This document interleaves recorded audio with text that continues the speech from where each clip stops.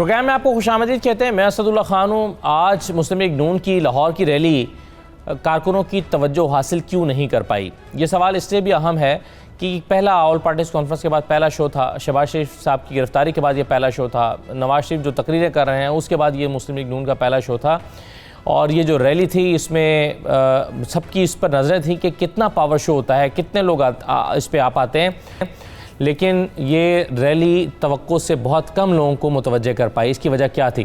ایک تو سب سے پہلے ہم اس پر کچھ روشنی ڈالیں گے، اس پر گفتگو کریں گے.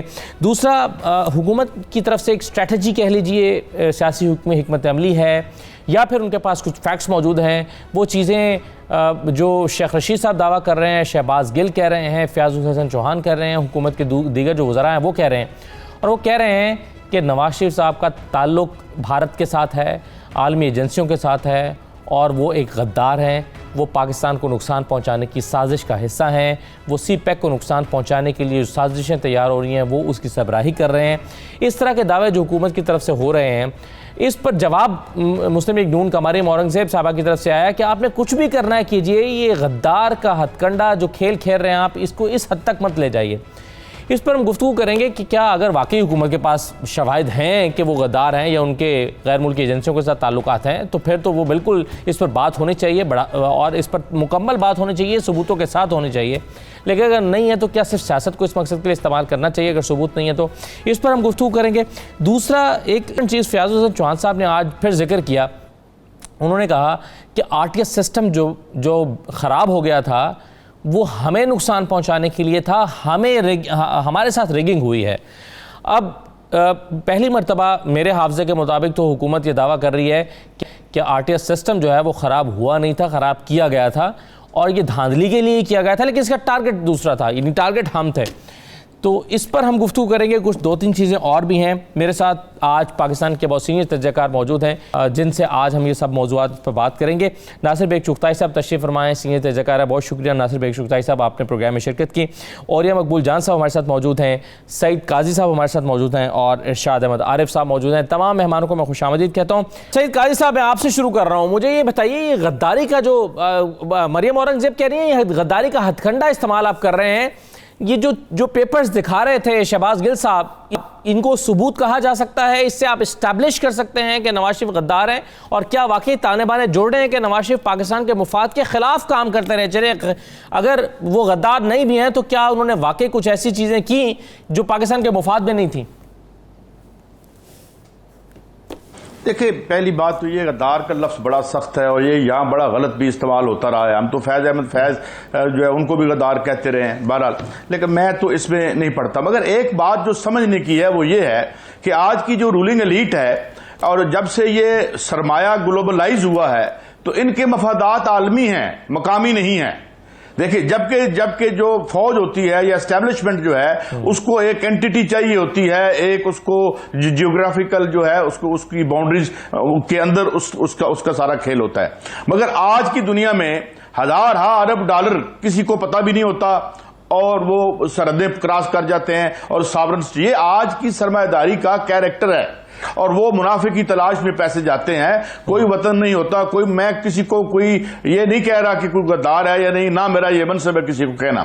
مگر آپ دیکھیں نا، آف شور ہیونز کیا ہے؟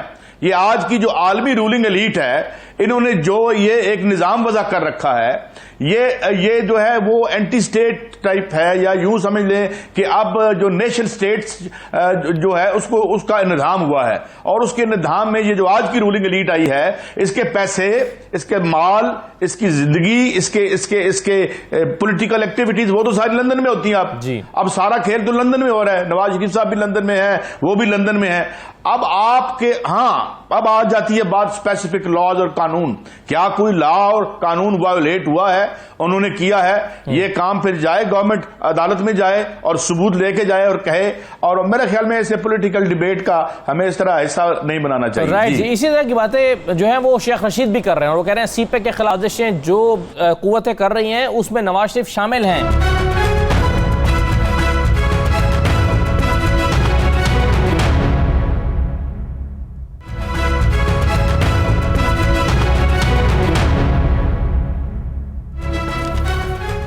دوبارہ خوش آمدید.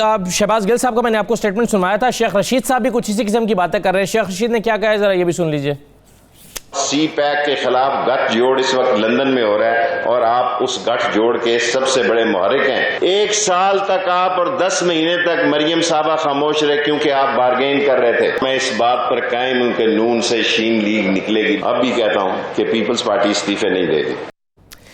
2-3 چیزیں اور یہ صاحب. ایک تو آپ کے خیال میں یہ کیا اسٹیبلش ہو پا رہا ہے کہ نواز شریف غدار ہیں؟ دوسرا یہ کہ یہ بیانیہ اب اس وقت حکومت نے کیوں لیا ہے آپ کے خیال میں؟ کیا سیاسی طور پر حاصل کرنا مقصد ہے کہ نواز شریف کو کرپٹ تو کہا جا رہا تھا لیکن اب غدار بھی قرار دیا جائے اور اسٹیبلش کیا جائے؟ یہ اسٹریٹجی آپ کے خیال میں حکومت کی کیسی ہے؟ دیکھیں یہ بہت پرانی اسٹریٹجی ہو چکی ہوئی ہے اور یہ 1947 سے چلتی چلی آ رہی ہے.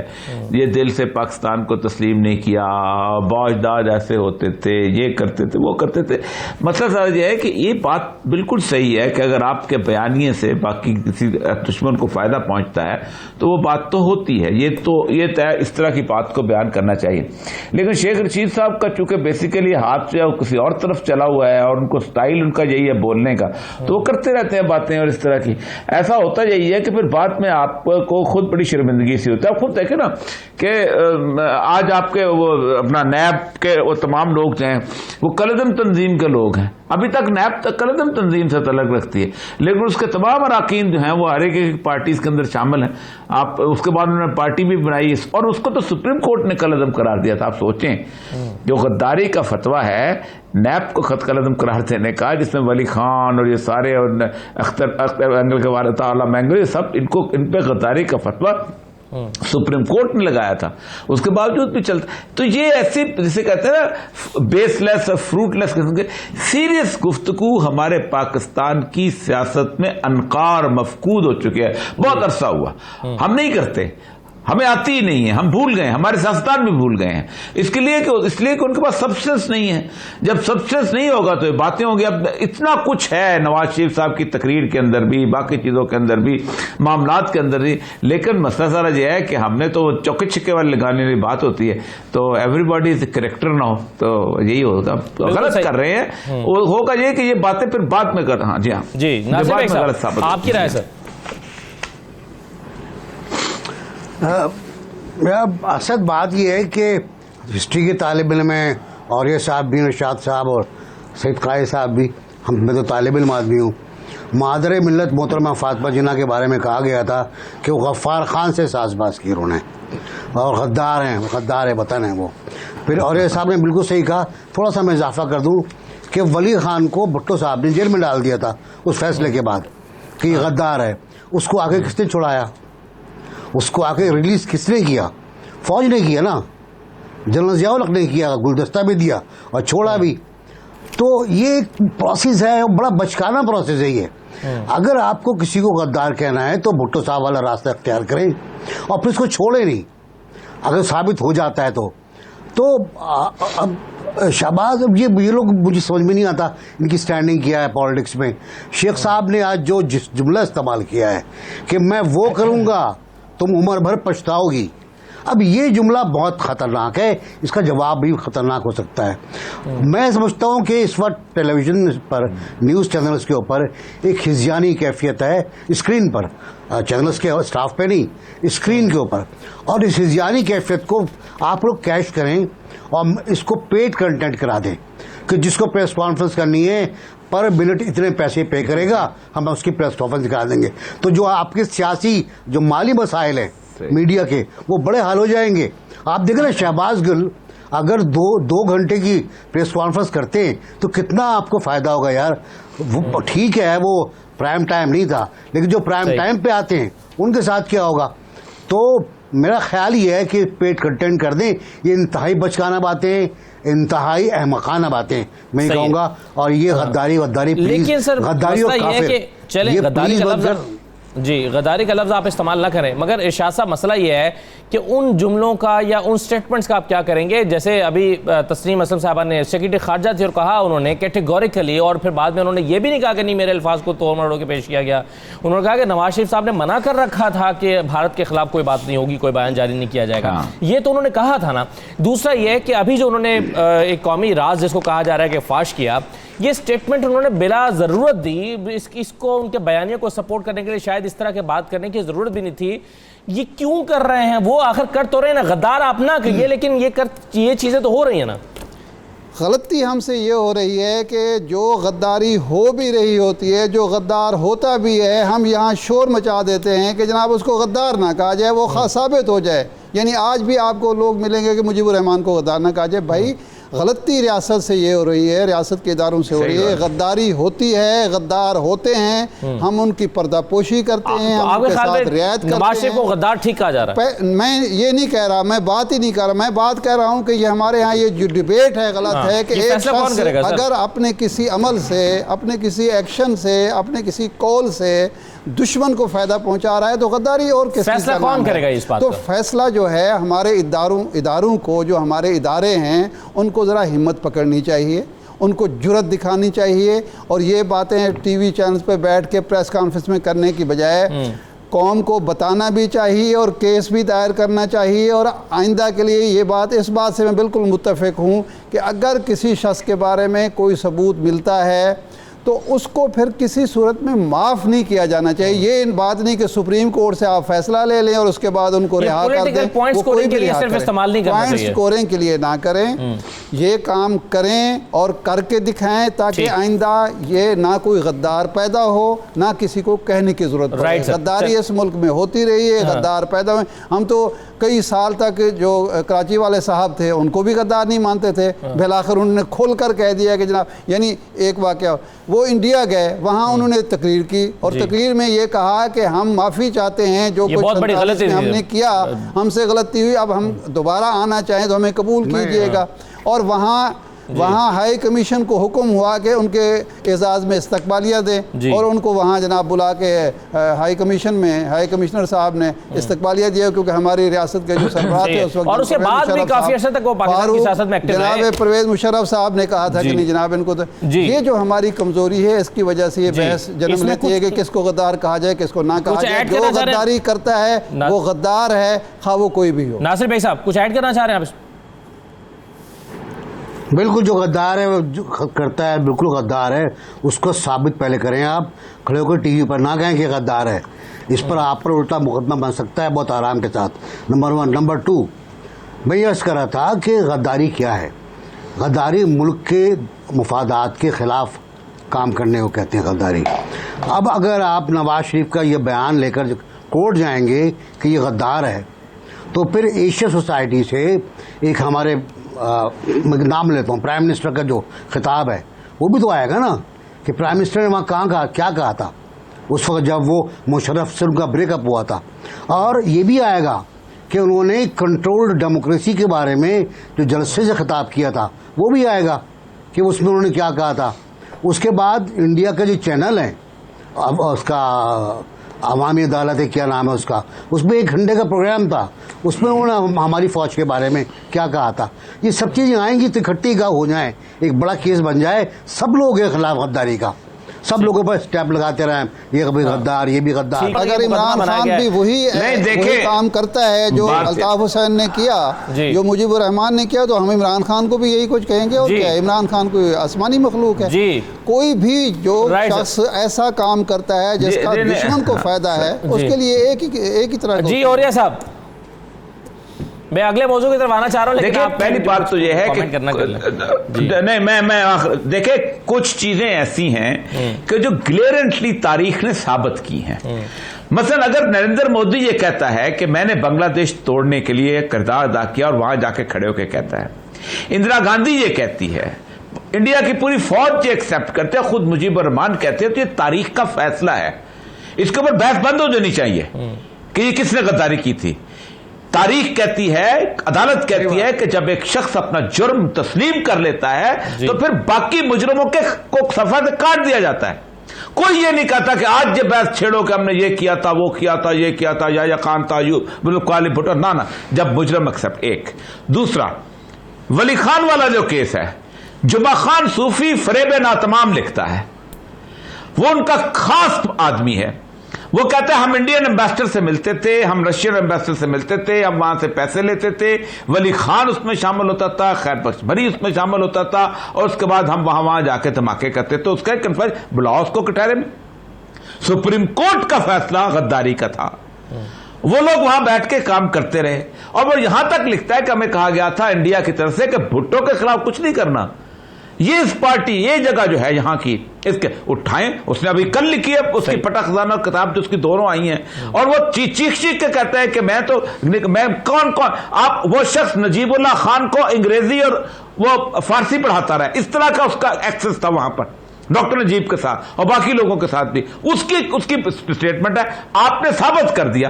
لیکن آپ ان کو آپ آج کہیں گے نہیں فتویٰ مطلب یہ یہاں میں ارشاد صاحب کے بالکل حق میں ہوں.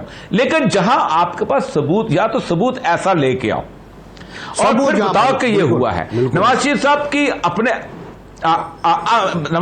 کے اپنے اعمال سے، گفتگو سے ان کی بہت ساری چیزیں ثابت ہوتی نظر آتی ہیں، لیکن پتہ نہیں ہم کس مسئلے سے خاموش رہتے ہیں.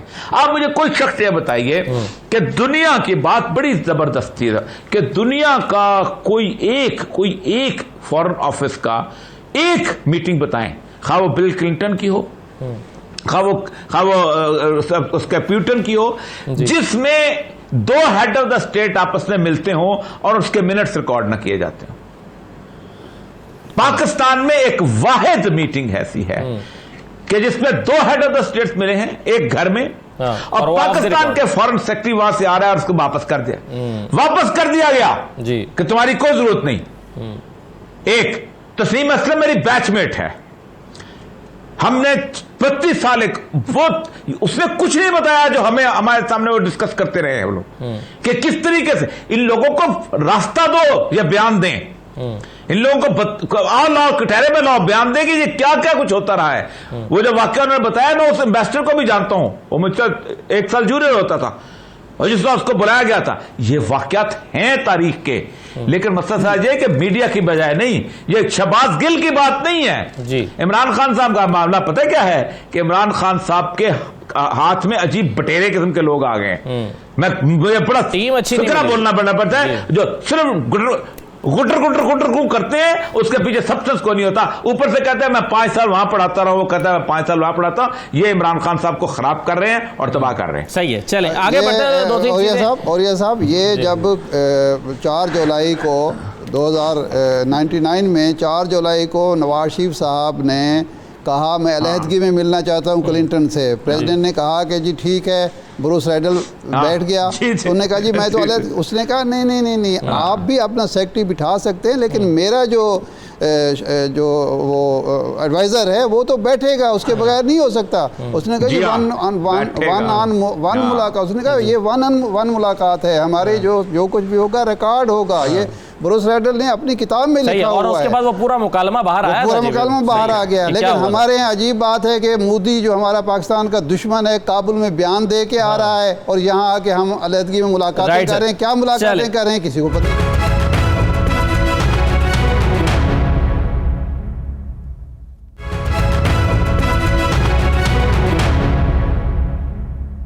سید قائد صاحب آپ یہ بتائیے کہ لاہور کی ریلی کیوں ناکام ہوئی ہے آج نون لیگ کی؟ دیکھیں یہ ہماری سیاسی ایلیٹ کی 30 سالہ کاوشوں کا نتیجہ ہے کہ عوام سے بالکل دور ہیں. دیکھیں ابھی آپ غداری کا معاملے کی بات کر رہے تھے، اس کو اپنا میں اسی سے جوڑتا ہوں، اس ریلی سے جوڑتا ہوں آپ کی ساری بات کو. مجھے بتائیں، آپ الیکٹ ہوتے ہیں، الیکٹ ہو کے ایک حلف اٹھاتے ہیں، اور آپ 1994 میں مجھے خود بتا دیجئے گا اس کے یہ غداری ہے، بٹریل ہے یا کیا ہے. میں صرف اسٹیٹمنٹ آف فیکٹس دے رہا ہوں آپ کو. ورلڈ بینک کہتا ہے 45 ارب ڈالر ہمارے چوری ہوئے ان معاہدوں کی وجہ سے جو 1994 میں کیے. اس ملک میں کیا عام آدمی بھی رہتا ہے جس کے ساتھ غداری ہو رہی ہے روزانہ کی بنیاد پر؟ یا میں اسے بٹریل کہوں، کیا کہوں؟ آپس کی لڑائی کے دھند. مجھے ایک بات بتائیں، جب بھی آپ نے ریئیکشنری فورسز کو اسپانسر کیا وہ اس نے گندگی آپ کے اوپر پھینکی. آپ نے مسلم لیگ نون بنائی وہ آپ کے اوپر گری. آپ نے MQM بنائی آپ کے اوپر گری. یہ آپ نے پروسیس کیا. ایک بات. دوسری بات یہ کہ میرے خیال کے مطابق صرف بجلی کے معاہدوں میں جو ہمارے ساتھ غداری ہوئی ہے, ایسے آپ غداری قانونی, میں قانون کا طالب علم نہیں ہوں, یہ تقریباً $90 بلین بنتے ہیں, 90 ارب. یہ تقریباً اس قرضے کے برابر ہے جو ہم نے لیا ہے. تو جب میں پرائم منسٹر بن کے اپنے اوتھ کو ایک ٹھیکہ بیچتا ہوں وہ غداری نہیں ہوتی؟ جب میں عوام کے حقوق کا دھندا اور سودا کرتا ہوں ایک انتہائی مقدس ایوان میں بیٹھ کے جس کا نام پارلیمنٹ ہے, تو غداری نہیں ہو رہی ہوتی؟ جب میرا بچہ 1973 کے کانسٹیٹیوشن میں لکھا ہے کہ بغیر دوا نہیں مرے گا, غداری نہیں ہوتی؟ آئین نہیں ٹوٹتا؟ آئین تب ٹوٹتا ہے جب یہ بڑے اور یہ جو بڑے اسٹیٹ ہے مال کمانے والے آپس میں لڑتے ہیں اور ایک دوسرے کو گالیاں دیتے ہیں.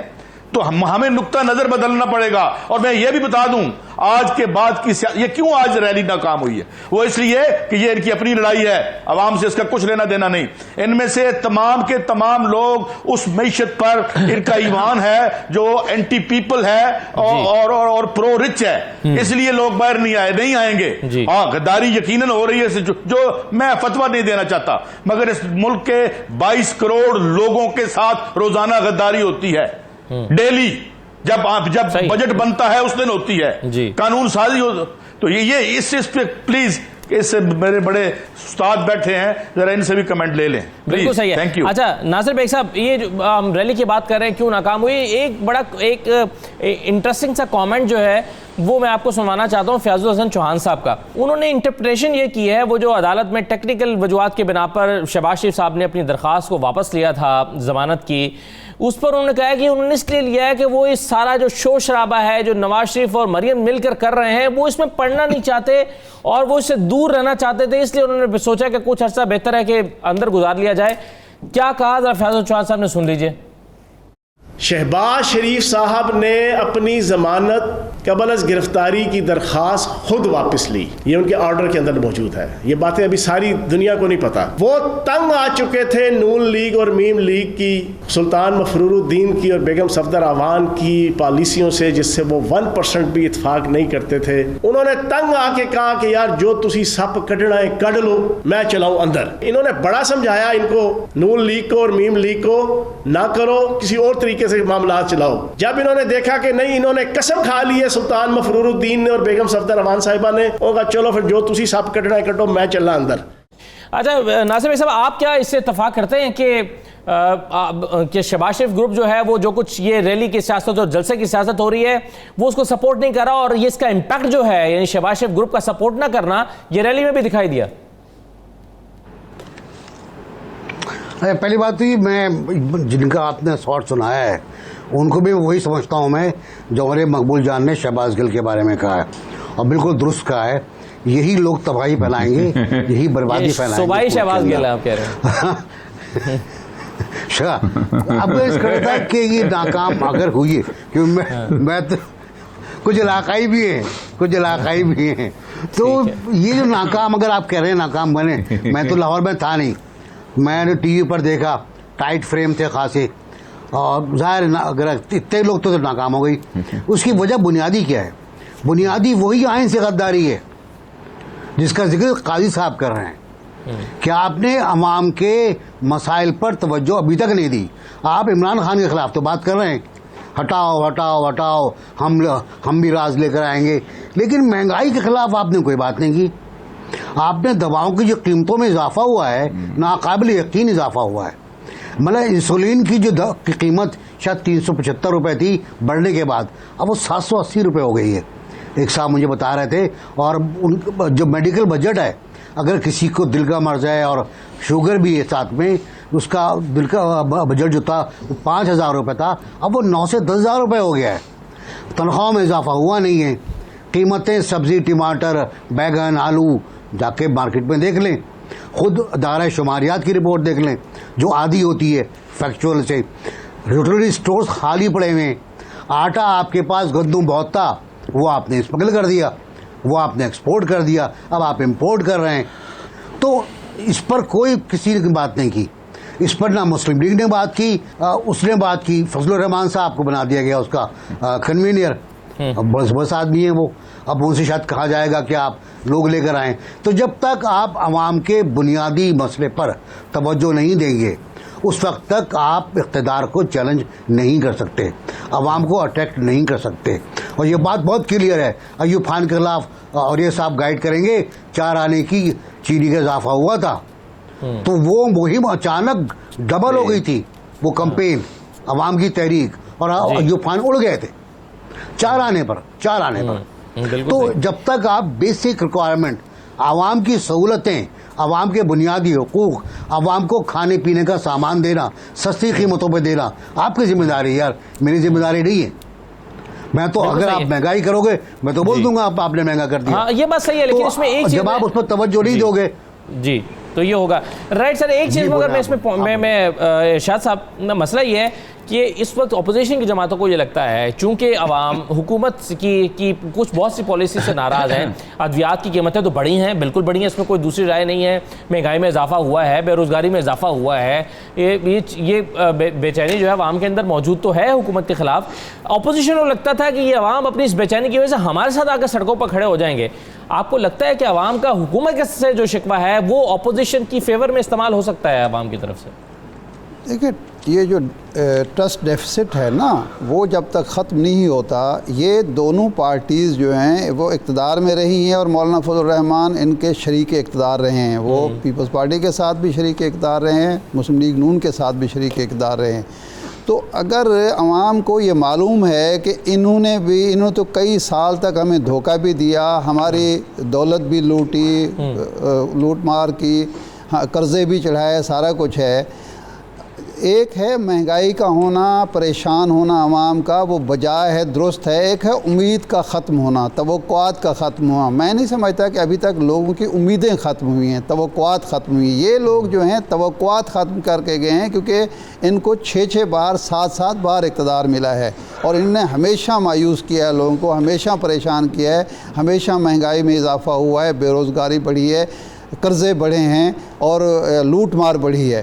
تو اس لیے جب تک مایوسی جنم نہیں لیتی، اس طرح کی مایوسی کہ وہ ان کو سمجھنے لگیں کہ یہ ہمارے مسیحا ہیں، عمران خان کی جگہ پہ یہ آئیں گے، نواز شریف صاحب آ جائیں گے، مریم نواز صاحب آ جائیں گی، جناب شہباز صاحب آ جائیں گے، یا زرداری صاحب یا بلاول، تو ہمارے مسائل حل ہو جائیں گے، اس وقت تک نہیں ہو سکتا۔ آج کا جو یہ شو تھا، میں اتفاق سے 4:15 بجے وہاں سے خود گزرا ہوں، حضرت سید علی حجویری رحمۃ اللہ علیہ کے اس کی تقریبات سے گزر کے آ رہا تھا، تو اس وقت میں نے دیکھا ہے کہ کچھ بھی نہیں تھا وہاں۔ اب 4:15 بجے جلسے کا ٹائم تو گزر چکا تھا جو انہوں نے آغاز کرنا تھا، لوگ تھے، میں رپورٹرز تو کہہ رہے ہیں جی 400-500 لوگ تھے، میں اس کو 1000 کہہ دیتا ہوں، لیکن ایک شہر میں جہاں 33 ارکان اسمبلی ہیں یا 34 ارکان اسمبلی ہیں مسلم لیگ کے، اگر وہ 500 بھی لائیں تو وہ تقریباً 16-17 ہزار آدمی اکٹھا کر سکتے ہیں۔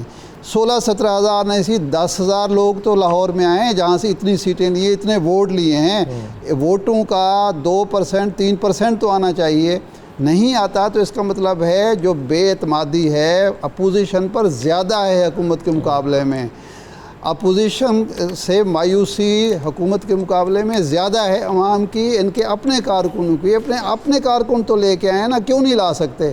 صرف وجہ یہی ہے کہ سب جانتے ہیں کہ یہ جو لڑائی ہو رہی ہے یہ اقتدار کی لڑائی ہے، یہ حکومت کو ناکام کرنا چاہتے ہیں، یہ اپنے سودے بازی کی پوزیشن بہتر کرنا چاہتے ہیں، اور لوگوں کو بے وقوف سمجھ رہے ہیں کہ 2 سال کے بعد ہم جو بھی لالی پاپ دیں گے عوام وہ لینے پر ہو جائیں گے۔ اس لیے یہ ناکامی اور مایوسی اپوزیشن کے حصے میں ہے، آئندہ بھی ایسے ہوگی۔ ہاں اگر میاں نواز شریف صاحب نے اس دن جو 1 گھنٹہ رونا رویا ہے اور بیان کیے ہیں اپنی مظلومیت کے قصے، انہوں نے ایک دفعہ بھی یہ کہا کہ ہاں جی مجھ سے بھی یہ غلطی ہوئی ہے، میں 3 بار وزیر اعظم بنا، 6 بار مجھے اقتدار ملا وزیر اعلیٰ کے طور پر، وزیر اعظم کے طور پر، مجھ سے یہ غلطیاں ہوئی ہیں، اگر میں یہ غلطیاں نہ کرتا تو حالات بہتر ہوتے۔ جب آپ اپنی غلطی مانتے نہیں ہیں، حکومت کی غلطیاں اجاگر کرتے ہیں، اور سارا ملبہ جو ہے وہ ایک ایسے ملک کی فوج پر ڈالتے ہیں جس نے ان کو امن دیا ہے، جس نے جنگ جیتی ہے دہشت گردی کے خلاف، جو قربانیاں دے رہی ہے،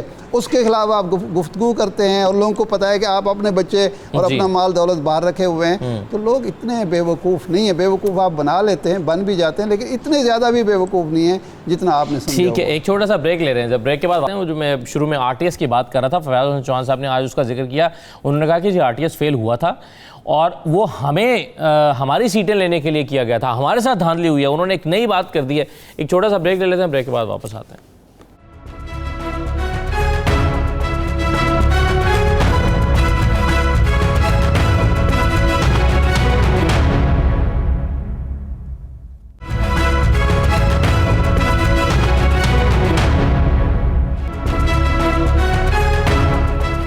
دوبارہ آپ کو خوش آمدید کہتے ہیں. RTS کے حوالے سے فیاض حسن چوہان صاحب نے کیا کہا ہے، ذرا سن لیجئے.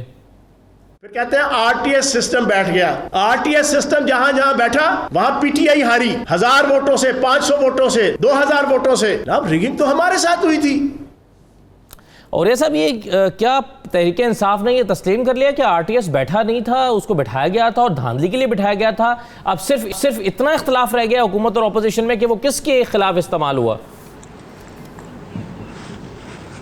دیکھیں، پہلی بات میں ایک ایسے بندے کے طور پہ بات کرنا چاہتا ہوں کہ جو کہ اس سسٹم کا حصہ رہا ہے اور جس نے کئی بار الیکشنز کروائے بھی ہیں، اور ان کا کوئی بھی پلانڈ ریگنگ پورے پاکستان میں آرگنائز نہیں کی جا سکتی. انڈیویجول لیول پہ کانسٹیچوئنسی وائز ہوتی ہے اور اس کے اندر مینج کی جاتی ہے. کوئی بھی ادارہ پاکستان میں ابھی تک کم از کم اس لیول کا نہیں بنا، خواہ فوج ہی کیوں نہ ہو، کہ جو نیچے تک ایک کمانڈ دے کہ آپ نے اس طرح کی ریگنگ کرنی ہے اور وہ بڑی فول پروف قسم کی ریگنگ ہو جائے. یہ بالکل دیکھیں، جو ریگنگ ہوتی ہے نا وہ الیکشن سے پہلے ہو جاتی ہے یا الیکشن کے اندر بھی اگر کی جاتی ہے تو 2 طریقے ہوتے ہیں. میں آپ بھی بتا دیتا ہوں. ایک جو ہوتا ہے کہ 4 پولنگ سٹیشن سلیکٹ کیے جاتے ہیں. 2 پولنگ سٹیشن مخالف کے حق کے اور 2 حق اس کے حق میں. مخالف کے حق والے پولنگ سٹیشن میں لڑائی کروا دی جاتی ہے، 2-3 گھنٹوں کے لیے پولنگ سسپینڈ کرا دی جاتی ہے، ووٹوں کو ادھر ادھر بھگا دیا جاتا ہے. آن لائن جو آن دا ڈے ریگنگ ہوتی ہے. اور دوسرا جو اپنا ہوتا ہے اس کے ذرا امپرووائز پولنگ سٹیشن بنائے جاتے ہیں، دور دراز بنائے جاتے ہیں تاکہ مردوں کا ووٹ بھی ڈالا جا سکے. اس سے ہم اکثر اندازہ لگاتے ہیں کہ 15 سے 20 ہزار کا یا میکسیمم 25,000 کا ووٹ کا اس میں ڈالا جاتا ہے. یہ ہے پولنگ ڈے کی ریگنگ. پولنگ ڈے کے علاوہ ہوتی ہے اور وہ ریگنگ بڑی خاص طریقہ کار سے ہوتی ہے. اس سے وہ کانسٹیچوئنسی لیول پہ مینج ہوتی ہے. وہ آپ کا SHO مینج کر سکتا ہے، آپ کا SP مینج کر سکتا ہے، آپ کا DC مینج کر سکتا ہے، آپ کے 4 پٹواری مینج کر سکتے ہیں. اس ریڈنگ کی بنیادی وجہ پولیٹیشینز کا کمزور اور غلطیوں سے بھرا ہوا ہونا ہے. میں اگر ایک پل میں ایسپی لگا ہوں اور میں چاہتا ہوں ایک بندہ نہ نہیں یہ فکریں ہیں بازی، مجھے بالکل اس پہ یقین نہیں. RTS ڈیمیج ہو یا اوپر ہو کیا فرق پڑے گا؟ آپ کیا سمجھتے ہیں پورے انسٹیٹیوشن کے اندر جو 600-700 لوگ بیٹھے ہوئے ہیں وہ سارے کے سارے جو ہے راز رکھیں گے؟ سارے مل کے کہیں گے نہیں ہم نے مل کے کیا ہوا ہے؟ یہ پورا کمپیوٹر میں جو لوگ بیٹھے ہوئے ہیں وہ یہ کہیں گے؟ ایسا کبھی ہو سکتا ہے یار؟ صحیح ہے، نہیں ہو سکتا. یہ ایک بندے کے ہاتھ میں اگر سسٹم ہے وہ کر سکتا ہے. آج تک نون لیگ یہ کہتی رہی ہے کہ RTS بیٹھ گیا ہمیں نقصان پہنچانے کے لیے. PTI کہہ رہی ہے نہیں، RTS بٹھایا گیا ہمیں نقصان پہنچانے کے لیے. دیکھیں جی، جب یہ ٹرانسمیشن چل رہی تھی 92 کی، آپ ہی ہوسٹ کر رہے تھے اور میں بھی اس میں بیٹھا ہوا تھا اور دوست بھی بیٹھے ہوئے تھے. میرا خیال ہے سب سے پہلے میں نے یہ خبر دی تھی، مجھے کسی نے بتایا تھا کہ جی وہ RTS سسٹم بیٹھ گیا ہے، رزلٹ جو ہے نا وہ رک گئے ہیں. اور پھر ایک پریزائڈنگ آفیسر کا فون آیا ہمیں، اس نے کہا کہ جی کیا وجہ ہے، کس طریقے سے یہ سارا کچھ ہو رہا ہے. اس پہ شفقت محمود صاحب سب سے پہلے شخص تھے جنہوں نے آ کے کہا تھا کہ جی یہ رزلٹ رک گئے ہیں اور ان کے حلقے کا بھی معاملہ تھا اور ہمیں لگتا ہے کہ ہمارے ساتھ کوئی زیادتی ہو رہی ہے. یہ تو ایک واقعہ ہے جو ہمارے سامنے ہوا. اب دوسرا واقعہ یہ ہے کہ پچھلے سال ایک دوست جو مسلم لیگ نون کے ہیں، جناب شہباز شریف صاحب کے بہت قریب ہیں، انہوں نے ایک محفل میں جس میں ہم 3 یا 4 جرنلسٹ تھے، اور یہ واقعہ بھی اسی دن میں نے بیان کر دیا تھا 92 کے پروگرام میں، آپ ہی کے پروگرام میں. انہوں نے یہ کہا کہ 11 بجے جب ہمیں یہ نظر آنے لگا، جو رزلٹس آ رہے تھے کہ عمران خان صاحب بہت بڑی وکٹری لے رہے ہیں، تو ان کے بقول ان کی گور گردن پر ہے سچ جھوٹ سارا. انہوں نے یہ کہا کہ شہباز شریف صاحب نے رابطہ کیا کسی سے، اور انہوں نے کہا کہ یہ بڑی زیادتی ہو رہی ہے کہ اگر ہمیں آپ پنجاب نہیں دے رہے تو عمران خان کو اتنی بڑی وکٹری اور اتنی بڑی اکثریت کیوں دے رہے ہیں. یہ ان کے الفاظ ہیں، اور وہ 3-4 لوگ جو ہیں وہ گواہی دے سکتے ہیں کہ انہوں نے کہا کہ اس کے نتیجے میں، یہ اس کا کوئی تعلق آر ٹی ایس سے میں نہیں جوڑ رہا، انہوں نے کہا اس کے نتیجے میں پھر جو ہمیں کوئی سپیس مل سکتی تھی، ہمیں جو ریلیف مل سکتا تھا وہ ملا. ان کا کہنا یہ تھا، ہم نے سوال ان سے یہ کیا تھا کہ آپ جو بیانیہ نواز شریف صاحب کا اور شہباز شریف صاحب کا آپ کس کے ساتھ ہیں؟ انہوں نے کہا دیکھیں جی میں اس طرف نہیں جا سکتا، مزاحمت کی طرف، اس کا ہمیں مسلم لیگ کو ہمیشہ نقصان پہنچا ہے. تو یہ تو واقعہ ہے جو مسلم لیگ کے ایک دوست نے ہمیں بتایا جو شہباز شریف صاحب کے قریب ہیں، ان کے نظر بھی آتے ہیں. تو اس کے بعد میں یہ نہیں کہہ سکتا کہ آر ٹی ایس بیٹھا تو اس کا کس کو ہوا، لیکن بہرحال یہ ہوا کہ اس کے بعد ریزلٹس جو تھے ان کا ٹرینڈ چینج ہو گیا. جی بالکل صحیح. اچھا میں اب ایک اور چیز کا مجھے بتائیے، اور میں چاہوں گا سعید قائد صاحب آپ بھی اور ناصر بھائی صاحب ذرا اس پہ شارپ کامنٹ کر دیں. یہ ایک اور ڈیولپمنٹ آج جو ہوئی ہے کہ جو اپوزیشن جماعتوں کا نیا اتحاد بنا ہے اس کی سربراہی مولانا فضل الرحمان کو مل گئی ہے. اب یہ نام نواز شریف صاحب نے تجویز کیا کہ ان کو بنایا جائے، باقی اپوزیشن کی چھوٹی جماعتوں نے بھی اتفاق کیا. پیپلز پارٹی سمجھتی ہے کہ یہ اس کی سربراہی کچھ وقت کے بعد تبدیل ہونی چاہیے. اب کتنے عرصے کے لیے کے بعد تبدیل ہونی چاہیے یہ تو مجھے پتہ نہیں قائد صاحب، کیونکہ جنوری میں تو ان کے بقول انہوں نے ایک ایسا لانگ مارچ کرنا ہے کہ حکومت گھر چلی جائے گی. تو کیا بلاول صاحب کو اپنی اس تحریک پہ یقین نہیں ہے کہ آپ اس سربراہی کو کیسے دیکھ رہے ہیں مفتی صاحب کی، مولانا صاحب کی؟ مفتی صاحب مجھے مفتی محمود یاد آ گئے، انہیں بھی ملی تھی ویسے. دیکھیں جی بنیادی طور پر ان کی سربراہی جو ہے اس کا مطلب ہے کہ عملی طور پر انہدام ہو گیا. جس طرح ابھی ارشاد عارف صاحب بتا رہے تھے کہ 300-400 آدمی اکٹھے نہیں کر سکے، سیٹیں ان کی 33 ہیں. اس سے بڑی اور کیا ریگنگ ہونی ہے؟ دیکھیں نا، بات یہ ہے کہ جہاں پر صرف 0.1% لوگ الیکشن لڑ سکتے ہوں، باقی ووٹ ڈالتے ہوں، تو اس سے بڑی کیا ریگنگ ہو؟ پھر یہی اسٹیٹ آف افیئرز ہوگی. اب بات یہ ہے کہ دیکھیں ہوا کیا ہے، بجائے اس کے کہ یہ لوگ اپنی پارٹیاں کھڑی کرتے، یہاں آپ کی جو نیو لبرل ڈیموکریسی ہے وہ جس ذرا ان کے ذرا دیکھیں، ان کے آئیڈیل دیکھیں. جو ٹرمپ کی اور جو بائیڈن کی آپس میں گفتگو ہوئی ہے، جو ان کے بڑے ہیں جن کی ڈیموکریسی کی یہ روز مثالیں دیتے ہیں، اب میں کیا بتاؤں کہ وہ ذرا چلیے. اس لیے یہ سسٹم بیٹھ رہا ہے، اور یہ جو 1% اشرافیہ کی ڈیموکریسی ہے یہ نہیں چلے گی. اور اب آئندہ اگر کوئی لیڈر بنے گا تو وہ انٹرنیشنل اکنامک سٹیٹس کو جو چیلنج کرے گا وہ لیڈر بن کے ابھرے گا. یہ جو سب ایکا کر کے بیٹھے ہوئے ہیں نا، یہ 500-600 سے بھی پیچھے جائے گی ان کی ساری کہانی. تو بنیادی سبق اس میں یہ ہے، پیپلز پارٹی کا نظام اور اس کا نظام، اس کا مسلم لیگ نون کا سوشل بیس ان کی اروڈ ہو چکی ہے. اب مولانا کے جو اسکولوں کے وہ بچے ہیں وہ ان کی طاقت ہے. اب ان کی طاقت ہے یا ناطاقتی ہے یہ آپ فیصلہ کر لیں. جی چودھری صاحب. دیکھیں آر ٹی ایس تو انتخابات سے پہلے بیٹھ گیا تھا. جب 48 افراد کو مائیگریٹ کیا گیا، ان کو پرندہ بنا کر پی ٹی آئی میں بھیجا گیا، 48 گن کے بتا رہا ہوں میں آپ کو، تو یہ گئے اور یہ سب الیکٹیبلز تھے اور سب الیکٹیبلز تھے. تو آر ٹی ایس تو وہاں بیٹھ گیا تھا. پھر آر ٹی ایس بیٹھا تو میرے کراچی کے کئی حلقے ہیں جہاں بہت سے ایسی سیٹیں ہیں جہاں پر یقین نہیں آتا کہ پی ٹی آئی جیت سکتی تھی، جہاں یقین نہیں آتا کہ پی ٹی آئی جیت سکتی تھی. پھر ایسے بھی حلقے ہیں ایم کیو ایم کے جہاں 1,20,000 ووٹ نکلے. تو یہ تو آر ٹی ایس کی کیفیت تھی. دیہات کے رزلٹ قائد صاحب جانتے ہوں گے بعد میں آئے ہیں، شہروں کے رزلٹ پہلے آئے ہیں. اور یہ پہلی بار میں نے دیکھا ہے، پہلی بار دیکھا کہ دیہات کے رزلٹ جہاں بہت کم ووٹنگ ہوتی ہے بعد میں آئے، اور شہروں کے جہاں لاکھوں ووٹ تھے پہلے آ گئے. تو آر ٹی ایس تو بیٹھتا رہا. یہ نظام بیٹھ گیا ہے، یہ اب نظام سکا ہو گیا ہے. اب سکے بدلنا ہے آپ کو، نظام بدلنا ہے آپ کو. اگر حالت یہ ہے کہ ایک مولانا دھرنا لے کے چلتے ہیں اور لوگ شریک نہیں ہوتے، ان کو تو غصہ ہونا چاہیے کہ ہمارا ووٹ جو ہے، ہمارا ووٹ کے ساتھ زیادتی ہوئی ہے، ہمارے ایم این ایز کے ساتھ زیادتی ہوئی، ہم جن کو ووٹ دے کر آئے وہ نہیں. غصہ تو نظر نہیں آتا لوگوں میں. لوگ تو اسی حکومت کے ساتھ جس نے مہنگائی کر دی ہے خوش بیٹھے ہوئے. چلیں، بہت شکریہ تمام مہمانوں کا پروٹیکٹ کرنے کے لیے. مجھے اجازت دیجیے، اللہ حافظ.